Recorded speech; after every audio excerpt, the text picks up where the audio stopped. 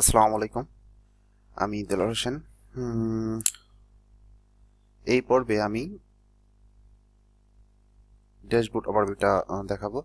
এক্ষেত্রে আমরা দেখতে পাচ্ছি যে এদিকে লেফট সাইডে আমাদের কিছু অপশন মেনু রয়েছে, মাঝখানে কিছু অপশন ট্যাব শর্টকাট রয়েছে, এইদিকে একটি রিসেন্ট পেমেন্ট লিস্ট রয়েছে এবং এখানে একটি মেনু রয়েছে, ড্রপ ডাউন মেনু।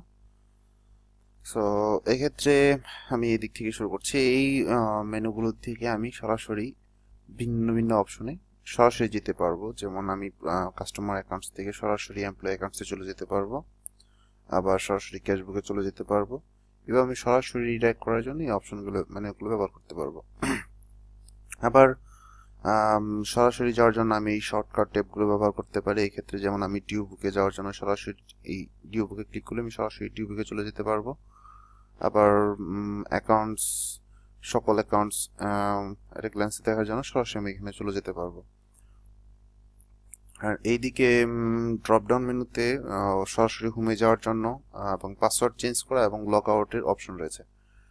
আর এইদিকে যে রিসেন্ট পেমেন্ট উইন্ডোটি রয়েছে, স্মল উইন্ডোটা, এর মাধ্যমে আসলে আমরা বর্তমান বা রিসেন্ট আপডেটেড যে পেমেন্টগুলো আছে সেগুলো আমরা দেখতে পারবো।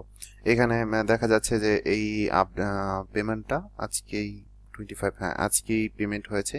ইভেন এটা few minutes or few hours এগো, এরকম যে কিছু সময় আগে বা আজকের মধ্যে যে পেমেন্টগুলো হচ্ছে রিসেন্ট পেমেন্ট, রিসেন্টলি যে পেমেন্টগুলো কাস্টমাররা পেমেন্ট করতেছে সেটা আমাদের এই লিস্টে অটো আপডেট হয়ে যাবে এবং এর টোটালটা আমরা এখানে সরাসরি দেখতে পারবো। এটা অল্টো ক্যালকুলেশন হয়ে যাবে। সো আমাদেরকে ক্যালকুলেশন করে বের করা দরকার নেই যে আজকে বা কিছু মুহূর্তের মধ্যে কতগুলি টাকা পেড হয়েছে।